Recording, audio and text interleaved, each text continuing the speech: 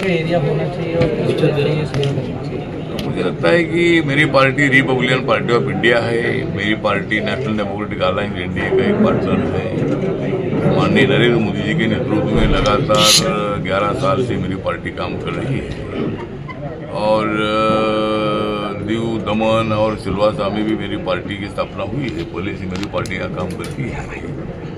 तो मतलब मैंने मेरे कार्यकर्ताओं से भी बातचीत की है। विनोद कुमार राठवा जी जो हमारे पार्टी के दीव, दमन, सिलवासा के अध्यक्ष है, दीप शाह जी जो हमारी रिपब्लिकन पार्टी ऑफ इंडिया के वर्किंग प्रेसिडेंट है, या अशोक भट्टी जी जो हमारे पार्टी के गुजरात के अध्यक्ष हैं, और हमारे भुट्टा जी जो यहाँ हमारे पार्टी के ऑब्जर्वर हैं, और लीलाबेन वाघेला जी हमारी महिला विंग की अध्यक्षा भी गुजरात की।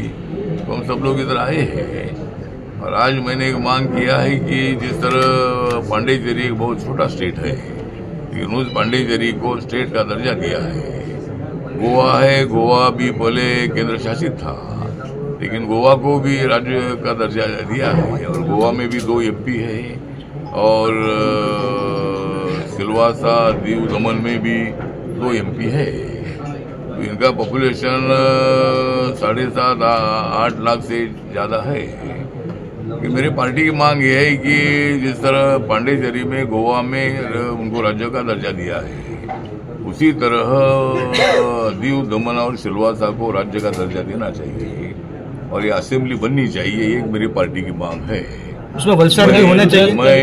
मैं नरेंद्र मोदी जी के साथ में बातचीत करूंगा, अमित शाह साहब से बातचीत करूंगा, लेकिन मेरा सुझाव ये है कि अगर दीव, दमन और सिलवासा की पॉपुलेशन में राज्य बनाना थोड़ा कुछ कठिन होगा, तो जो वलसाड़ जिला है, तो वलसाड़ जिला को यहाँ ज्वाइंट करके गुजरात अगर उसके लिए मान्यता देता है, तो वलसाड़, वापी वगैरह ये स्टेट में आ जाता है, तो और भी स्टेट अच्छा बन सकता है। और अगर वलसाड़ जिला गुजरात देने के लिए तैयार नहीं होगा, तो भी ये दीव, दमन और सिलवासा की दादरा नगर हवेली की एक असेंबली बननी चाहिए। एक मेरी पार्टी की तरफ से मांग है। कुछ आंदोलन भी करने वाले अगर न दिया तो? हाँ, तो उसके लिए मेरी पार्टी की तरफ से आंदोलन भी होगा। मतलब हम सरकार के साथ जरूर हैं, लेकिन मांग करने के लिए हमारी पार्टी की तरफ से आंदोलन होगा। लेकिन अभी मैंने एक निर्णय लिया है कि भारत और पाकिस्तान के संबंध बिगड़ चुके हैं। पहलगांव में जो हमारे टूरिस्ट पर हमला हुआ, उसके बाद हमारे एयरफोर्स ने पाक व्याप्त कश्मीर के अड्डे उद्ध्वस्त किए हैं, लेकिन अभी थोड़ा सा युद्धबंदी है। लेकिन मेरी पार्टी की मांग है कि भाई भारत सरकार ने आर पार की लड़ाई लड़ने का निर्णय लेना चाहिए और पीओके को, पाक व्याप्त कश्मीर को अपने कब्जे में लेना चाहिए। अगर भारत सरकार ने तो पाकिस्तान को प्रस्ताव दिया ही है, लेकिन पाकिस्तान अगर नहीं मानता है, तो एक बार आर पार की लड़ाई होनी चाहिए। पाकिस्तान को सबक सिखाना चाहिए। उन्होंने आतंकवादी एक्टिविटीज के माध्यम से यहाँ की स्थिति पूरी खराब कर दी जम्मू कश्मीर की, और इसीलिए मेरी पार्टी की मांग है कि भाई इस वक्त आर पार की लड़ाई होनी चाहिए, पीओके को अपने ताबे में लेना चाहिए। और उसके बाद अभी जो बीजेपी की तरफ से तिरंगा यात्रा जगह पर निकल रही है। सर, इलेक्शन मैंने मेरे पार्टी की तरफ से सुनो, मैंने मेरे पार्टी की तरफ से भी निर्णय लिया है। ये सभी भारत में जहाँ जहाँ मेरी पार्टी है, वहाँ 22 तारीख से लेकर 5 जून तक मेरी पार्टी के कार्यकर्ता भारत जिंदाबाद यात्रा के नाम से यात्रा निकालेंगे, और दीव, दमन और सिलवासा में 25 तारीख को इसके संबंध में आंदोलन होगा। लेकिन बाद में जब अभी युद्ध का वातावरण जब खत्म होता है, तब स्टेट के लिए हमारे पार्टी की तरफ से आंदोलन होगा।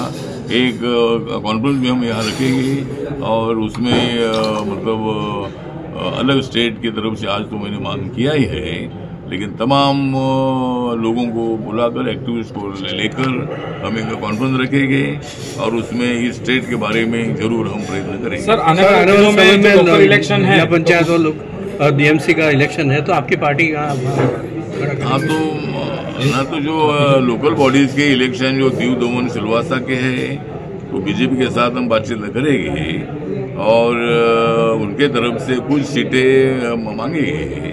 अगर अलायंस होता नहीं है, कुछ सीटें नहीं अगर दी जाती है, रिपब्लिकन पार्टी अपने बलबूते पर कुछ सीटों पर चुनाव लड़ेगी, बाकी के सीटों पर बीजेपी का समर्थन करेगी। बाकी दूसरा, महाराष्ट्र में भी सुप्रीम कोर्ट ने बताया है कि भाई 4 महीने के अंदर लोकल बॉडीज के चुनाव होना चाहिए। तो महाराष्ट्र में जो बीजेपी मेन पार्टी है, शिवसेना एकनाथ शिंदे की है, अजयदादा पवार की राष्ट्रवादी कांग्रेस है और मेरी आरपीआई है, तो हम सब लोगों ने मिलकर चुनाव लड़ना चाहिए, इसी तरह की हमारी मांग है। और सभी महाराष्ट्र में जगह जगह पर हमारी पार्टी की ताकत है, तो हमारी पार्टी को कुछ सीटें मिलनी चाहिए और हम महायुति के माध्यम से महाराष्ट्र में हर जगह का चुनाव जीतेंगे, ऐसा हमें पूरा विश्वास है। सर, ये ऑपरेशन सिंदूर के बाद विरोधी पक्ष से बार बार सबूत मांग रहे हैं, राहुल गांधी भी बोल रहे हैं हमारे कितने राफेल गए। तो अमित मालवीय जो बीजेपी के आईटी सेल के अध्यक्ष हैं, उन्होंने बोला है कि राहुल गांधी पाकिस्तान की भाषा बोल रहे हैं, क्या उनको निशाने पाकिस्तान मिलेगा? और उनपे कई आरोप लगाए हैं। मीर जाफर भी कहा उनको। मुझे लगता है कि राहुल गांधी जी और अपोजिशन की आदत ऐसी है कि वह ऐसे वक्त पर प्रूफ क्या मांगते हैं। तो वहाँ हमारी एयरफोर्स ने एक जबरदस्त अटैक करने के बाद वहाँ आतंकवादी अड्डे उद्ध्वस्त हो चुके हैं, उसमें प्रूफ की क्या आवश्यकता है। वो हमले के बाद पाकिस्तान मजबूर हो चुका है, पाकिस्तान हमारे सामने झुक गया है। पाकिस्तान के प्रधानमंत्री जी ने अनाउंस किया है कि हम भारत के साथ युद्ध नहीं कर सकते हैं। तो मुझे लगता है कि इसीलिए युद्ध बंदी कुछ दिन के लिए है। हमारा कहना यह है कि हमें तीसरे किसी देश की बीच में आने की आवश्यकता नहीं है। डोनाल्ड ट्रंप जी ने जरूर अपनी भूमिका रखी होगी, लेकिन भारत ने अनाउंस किया है कि भाई चर्चा होगी तो भारत और पाकिस्तान में चर्चा होगी, वह बीच में किसी का संबंध नहीं होगा। तो इसीलिए मुझे लगता है कि राहुल गांधी जी तो उल्टी सीधा आरोप लगाते रहते हैं, लेकिन जिस तरह हमारे बीजेपी के नेता मनसुख भाई मांडविया जी, जो आईटी सेल के प्रमुख भी है और हमारे मंत्री परिषद में मंत्री भी है, तो वो गुजरात से बिलोंग करते हैं। उन्होंने बोला है कि भाई राहुल गांधी पाकिस्तान की भाषा बोल रहे हैं। राहुल गांधी ने इसी तरह का प्रूफ मांगना, ये क्या इसी आदत होती है क्या? प्रूफ मांगने का मतलब क्या है?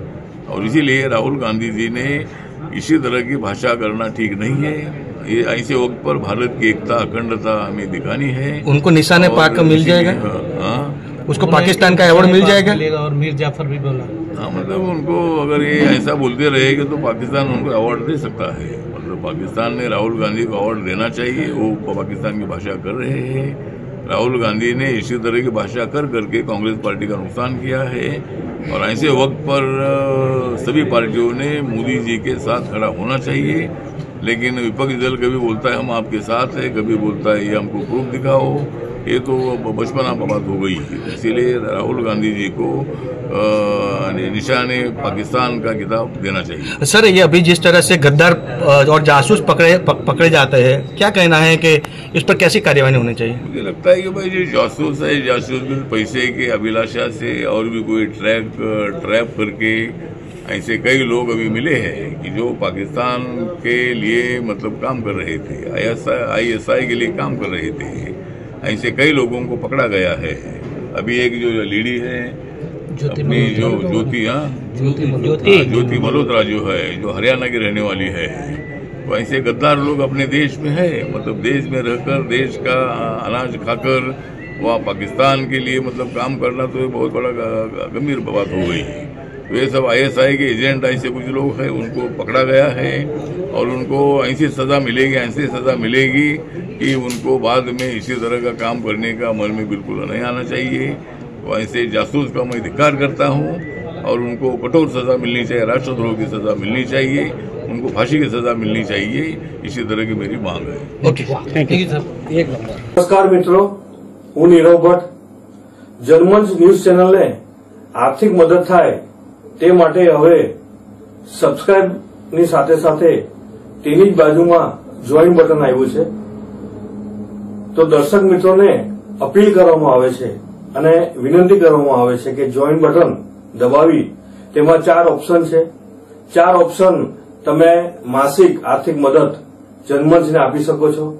તમે જર્મન્સ ન્યૂઝ ચેનલના મેમ્બરશીપ લઈને આર્થિક મદદ મળે તો જર્મન્સના હાથ મજબૂત થઈ શકે અને અમે પણ આ રીતે અવિરત સમાચાર આપી શકીએ.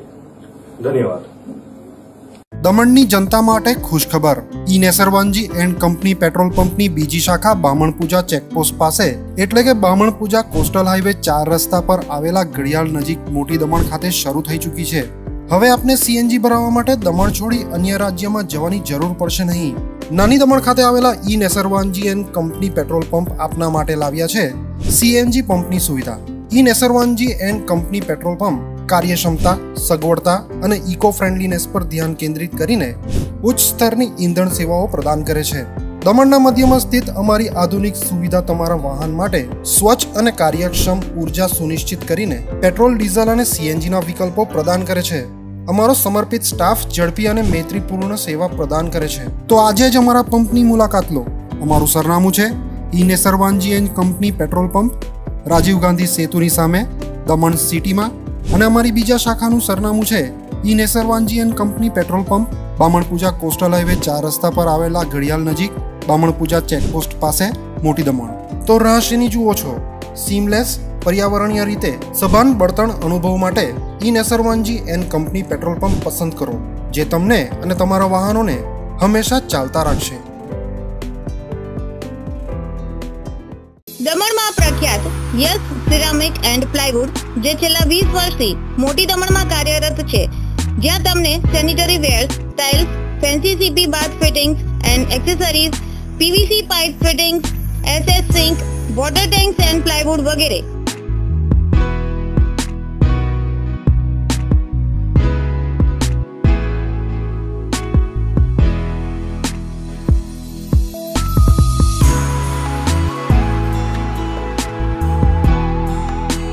ગંગા કંપનીની ડીલરશીપ મેળવી છે, જેથી વાપી સુધી જવાની જરૂર નથી. તમામ આઇટમ્સ વ્યાજબી ભાવે દમણમાં જ મળી રહેશે. પ્લમ્બિંગ માટે કામદાર ઉપલબ્ધ. સરનામું 7335 main road opposite Raj hardware and electrical, Moti Daman. Mobile number 9898217712 and 7016373483.